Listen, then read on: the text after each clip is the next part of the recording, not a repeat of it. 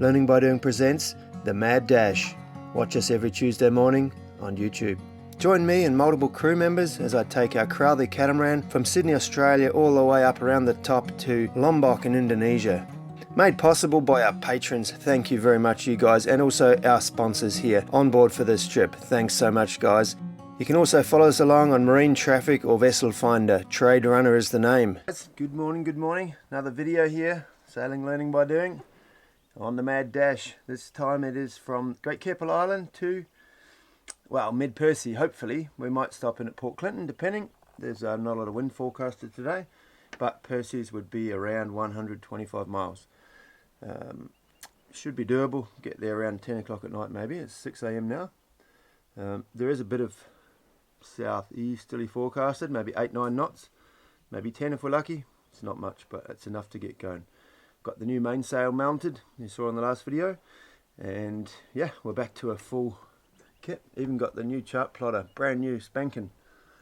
She's running, it's working. Look, this is the part that didn't work, this slider thing. So couldn't dim the screen, so it was always like this at night. It's terrible. Yesterday my new friends Josh and Phoebe and their lizard Sonia came over for a visit and to talk about route planning for the next day. Hello. Hello. Good day, sir. Welcome aboard. Thank you. Thanks for having us. Because you have so much experience with this, I was hoping that you could give us novice sailors a bit of a better idea of how you plan your routes. The passages. We're still just figuring it out as we go, so for you having so much experience with this, if you can help us. Have you guys done any like multi-day passages? No, longest would be 24 hours. 22 hours. It's like 100 something miles. Yeah. Well, I guess if it's 22 hours, it doesn't have to be 100 something miles. Depends It can how be you- like 50 Yeah, miles. it depends on how fast you don't want to think about it. So this is where we're starting. So you can put in your waypoints. Let's say we're going to go out here a little bit, get offshore, and then you like pretty much don't have to dodge anything. So you can just do another waypoint up here somewhere, and this is where you're going to be going. So get around the corner here. Yeah, I mean it's just roughly because it's only about wind. It's not about routing as such. But so you go like this, and then you go down here, boat. And you go your speed and you say, I'm going to say 7 knots, but we'll say maybe 5. And then it gives you this window of time, like for that many miles, at that speed, it's going to take you 10 hours. So for this, let's say you want to leave at 6 o'clock in the morning, you're going to be there by, you're going to be there, no, that's 6 p.m. Hold on, let's go over here. So 6 a.m. You'll be there at 4 p.m. And now if you put your cursor along here, that's where you're going to be at that given time. So you can see it's not much wind, you know, but it's super handy for longer distance planning. So like you're going to have gusts of 10 knots to 12 knots, and then you've got like waves of nothing, and this is where you're going to be if you're at 5 knots, you know. So it's sort of random, but it gives you a pretty good idea of what the weather will be doing, you know. Is this only available through the premium subscription of Windy? I think, I think. So if you look down here, there's all these different variables you can have. You've got swell for surfing that, but you've got currents, which I use quite a lot. So see this tidal area, like, okay. 3.2 knots. Yeah. Jeez. But we're going to be coming around this corner to get, after to get to the Percy's, you're coming around here. So you're coming around here, and then if you go 6 hours in advance or a bit more, it'll start going the other way. And you're coming around here, and you're hating life. You know, you're really hating life. So you need to time, like that's quite a big difference, you know. Because if you got say you had wind against tide there, that would also add to the state of the sea. Well, you're going slow plus like sharp waves. Yeah. I mean, so it makes sense to then, you know, this is Island Head Creek. I was in there, and so I left there at 3 a.m. to then have 6 hours of current with me, and other people woke up at 8 o'clock in the morning and then left, and then by the time they got out, it was starting to be against them, and then you're like, doubling your time to get to Yeah. there and having a shitty ride. Yeah. So You're really like harnessing using your all the currents. elements. Yeah, that's the thing. Why fight That's it? what sailing's about. Yeah. So, 6 a.m. Yeah. Is that what we're deciding, or possibly we'll earlier? be Say up 5? at, we'll be 5, up at, yeah. Well, I'm getting up at 5 because I'm putting a video out at 5. yeah. Okay. And then We'll I'll be put that out. we'll be up there. I got to pack the tender up. The boat's pretty ready otherwise, so as soon as we're sort of ready to peel out, we will. Yeah. So if you get out there and you're sailing and you're only doing like 2.5 knots, are you turning the engine on and like motor sailing, or are you just waiting for a while and seeing what happens, or putting the Spinnaker out? Oh yeah, true. What do you do? Hitting you up to put the Spinnaker up probably.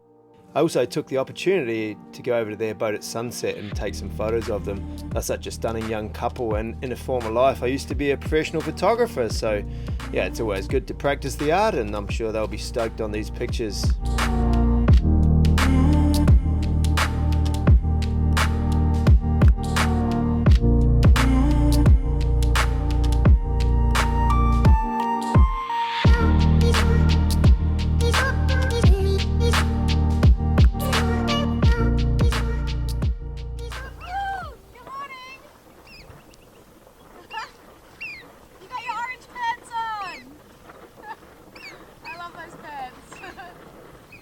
You have a good sleep? Yeah, pretty good. Excited for the sunrise. This is going to be a good sunrise. Yeah. You going to catch up with us or what? Probably not. You guys are racing. We got places to be. Yeah. See you on the way. Yahoo! Look forward to it.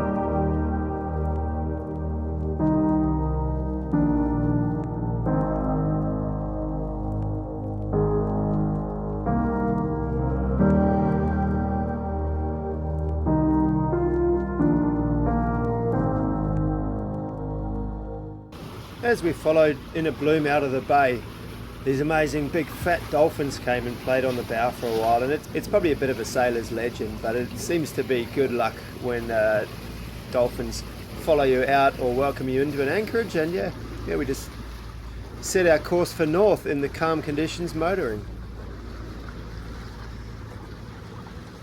After 2 or 3 hours of motoring in very calm conditions, the wind slowly filled in, and as the weather forecast you saw, it did say it would be very light and slowly filling in the afternoon. Exactly what it did. It went from absolutely zero wind to 2-3 knots, 4-5 knots, and once it got to 7-8 knots, I was like, all right, it's time to try out this old Spinnaker that I found in the front of the boat.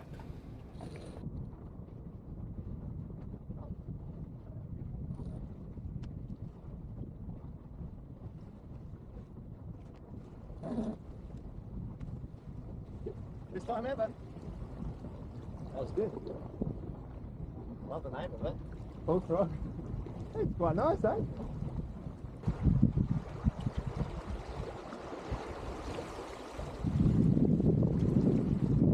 What do you reckon? I think it's fantastic. Be stoked? Yeah, absolutely. Well, we've got 9 knots of true wind. Well, what are we doing? Apparent wind. We've got 7 knots of apparent, and we're doing 5. Yeah, that's pretty good. That's pretty good. Yeah, stoked. As I said, this is the first ever time I've flown this sail. I pulled it out in Cronulla at the sail club. Phil there helped me. We put one. You can see the black patch up there. We put that on. There is actually a rip at the bottom here. I'll show you this. It's not really going to be a problem though in this sort of wind. But yeah, here you obviously got quite a big hole here, and it has got some tape on it, but not really overlapped.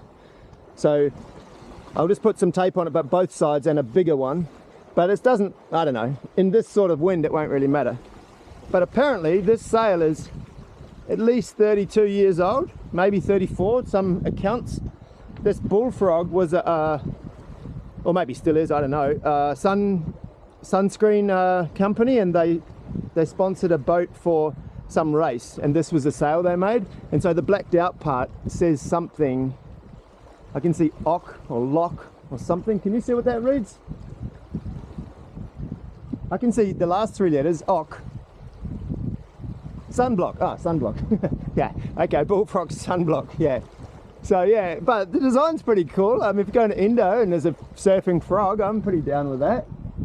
And yeah, I mean, if it's 34 years old, and even if it lasts, I don't know, like today, I'm still pretty stoked. the sock's full of rips. I need to work that a bit. But yeah, we have been literally motoring all morning, and it just got enough wind where I'm like, oh, let's do it. And now we're under Spinnaker as fast as we were motoring. So, you know, now it's a win. It's much more quieter, smoother, way nicer, not burning any dinosaurs, not spending any money unless we blow it out. But anyway, it's got a fair few fixes in it. I mean, over its 30-year lifespan, it's probably,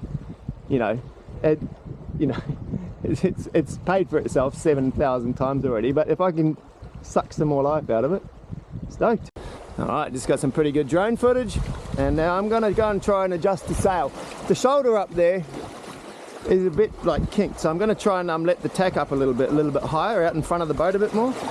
See if that makes any difference.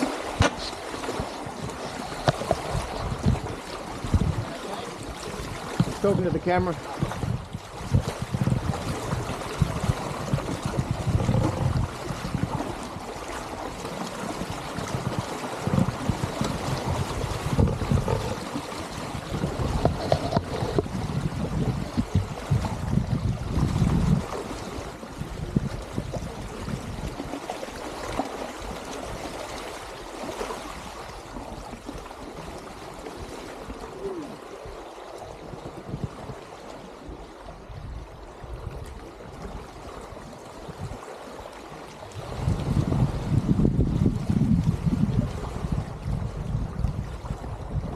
All we need to do now is catch a nice Spanish mackerel and the day will be complete.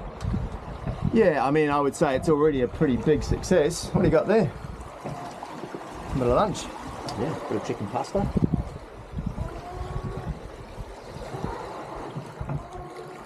In a bloom on 7-2. Do you copy? Over. Yep, sure do. What's up?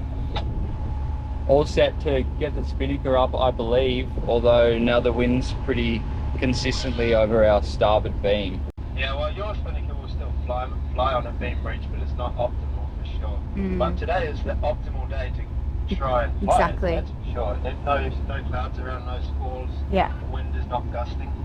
But, if it doesn't work, you can always just turn downwind and go over to the land. At least you know how the Spinnaker works. True. True, righto. What's the process for getting it up? Is it in a bag or is it just this big thing? It's sitting all over the deck now. Make sure you don't have any eights or stopper knots on your halyard or any of your sheets.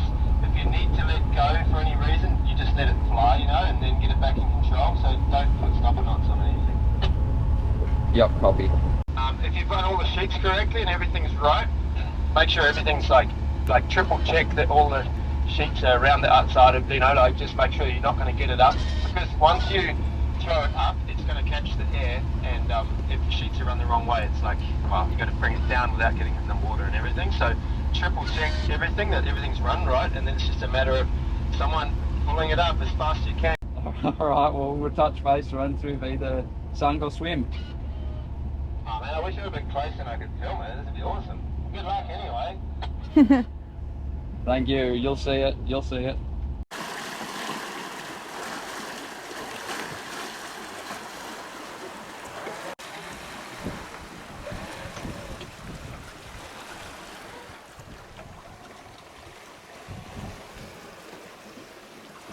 How fast are we going?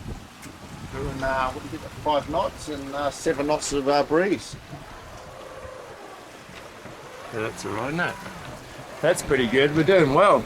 And as you saw back behind us there, new kids on the dock have got their Spinnaker up for the first time ever. I sort of coached them through it a little bit on the radio, but it's up and it's flying, and I'm guessing right now probably jubilating, if that's a word. Wow, we're doing 4.5 knots. Trade runner.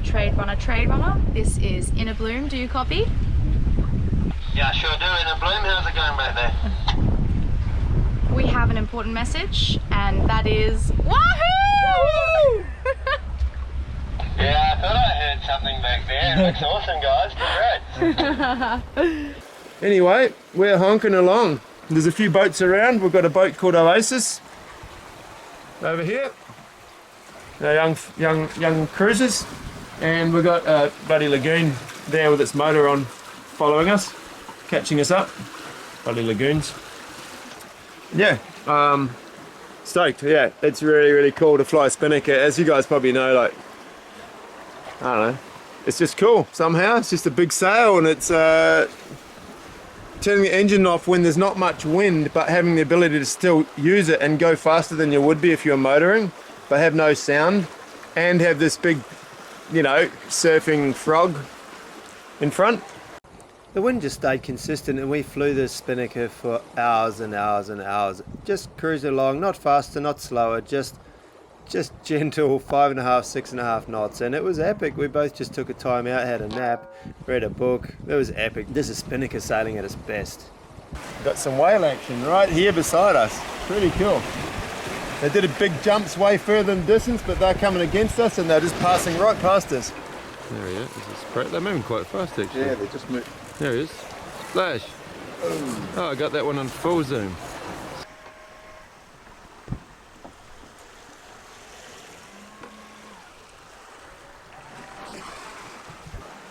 Beautiful light. Look at that sunset glow. Well, as you can see, the sun's gone down. It's about 5:30 probably, something like that. Half an hour to be dark. We didn't film it, but we just did a trial dousing of the Spinnaker because I've never taken it down. I've only put it up once. Haven't taken it down. So we did a trial douse and it came down fine. And because all day the wind's been very steady and there's no clouds on the horizon, I'm gonna do what I've really never done before and keep flying the Spinnaker at night. Just because we've got 10 knots of true, so about 4 knots of apparent. And if we don't have the Spinnaker, we probably won't, we'll probably have to motor sail. So we're gonna keep it up and keep an eye on it. But we've practiced taking it down, just so you know, we're not just blithely going through the night. We do know that it comes down, and we'll just keep going, at least for a few hours. We're trying to get past this current. This massive current goes into Shoalwater Bay, which is that's the bay where the military are at the moment, and there's 6 or 7 meter tides in there, and this current rips in and out, and currently it's sort of helping us, and in 2 hours, or probably an hour and a half from now, it'll turn. The further we are past there, the less that current will affect us. So that's sort of why we're trying to keep going. And we're still doing what, 6.5, nearly wind speed, like nearly, we're doing apparent wind speed, not far off, true wind speed, which is good. And it's been a freaking amazing day. We caught one fish, threw it back, had no balls up, saw a heap of whales, saw some cool planes and helicopters flying over, burning taxpayers' money. And Murray's going to go and cook some food soon. He's still figuring out what he's going to cook, and we'll get into night shift mode. And at this current speed, we're going to arrive there at about midnight, or 1 maybe. So that's pretty mellow, and we'll get a pretty good night's sleep, and then we'll be in paradise. But anyway, I'll get back to you later. Okay, guys, we're anchored up here, Mid Percy Island. I've made a few videos about this island, so I'm not going to bring another one to you. The whole reason, this mad dash thing, it's all about the passages and the time we're making it. I'm not really going to show you the destinations and where we stop, because especially on this coast, I've done all that. You don't want to see all that again. But we did make it safely to Mid Percy Island. We got here at about 2:30. Had the Spinnaker up till midnight, something like that. Motored the last couple of hours. And yeah, it was an awesome run, as you saw. It was real cool. Spinnaker, Mr. Bullfrog was up. Broke my rules, had the Spinnaker up at night time, but the conditions allowed it. Murray here was confident as well on watch that, we could wake me up and we could pull it down at any time. We did a test run, as you can see. We doused it at sunset just to know we could, and we pulled it back up again. So I think we did the due diligence, and I felt safe with it, right? Yeah, it worked out well. Yep. That's great. And it saved us motoring. We ran that for 12 hours, doing, I would say, average of 5.5. We were doing 7 sometimes. Towards the last couple of hours, we were sort of down to 4.5. So, we didn't run the engine for 12 hours. So it was perfect. And it was just quiet, and it was nice. And, Spinnaker's always cool. Anyway, we're about to climb up to the homestead here and go and look around the island a little bit. Just wanted to say thanks for watching, especially, well, not especially patrons, but especially patrons for, your support. It means a lot. It means a great deal. obviously the cash inflow, but also like the interaction I have with all you guys on our group chats and things like that. It's really cool. It's really nice. It's good to know that you guys are interested in where we're going and now watching on AIS, following along with our passages and commenting on how slow we're going, or if someone else is overtaking us. Not cool. But anyway, we've got a mainsail now, so that won't happen anymore. Wanted to introduce you quickly to my new crew, Murray. This is Murray. Where are you from? Tell us quickly what your deal is. Yeah, I'm from Foster, down in New South Wales. Are you from New Zealand, buddy? Living in Foster from New Zealand. And yeah, just looking at all my options with boats and sailing, and I really like the idea of a cat, so here I am on a cat, having a great time. But you've had plenty of experience on boats, right? Like Sure. It's been your job a lot of your life. Yeah, yeah, Doing super yacht that's stuff. right. Yeah, on someone else's calendar, so Yeah. now it's But- my turn. But sailing is relatively new. Yeah, sure. Yeah. And how have you felt so far with this one passage? Fantastic. It's been brilliant, and And it's not scary, right? Like you can wrap your head around it pretty quick. that's right. Exactly. Yeah. No, it's been great. I've thoroughly enjoyed it, and she sails beautifully. This cat just slips through the water. Cool. That's Murray, new crew. We'll get back to you next week with a trip from here up to the Whitsundays. See you later. Bye bye.